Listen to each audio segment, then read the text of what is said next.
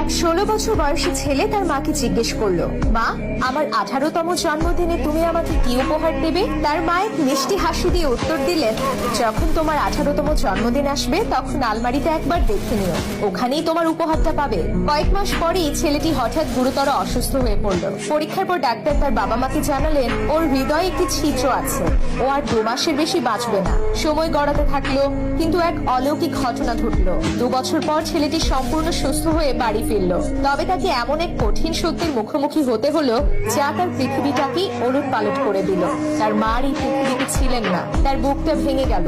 ঠিক তখনই মায়ের বলা কথাটা তার মনে পড়লো, আলমারিতেই তোমার উপহার থাকবে। সে দ্রুত পায়ে ছুটে গিয়ে আলমারিটা খুললো। ভেতরে একটি সুন্দর উপহারের প্যাকেট রাখা ছিল। কাঁপতে কাঁপতে সে উপহারটা খুললো।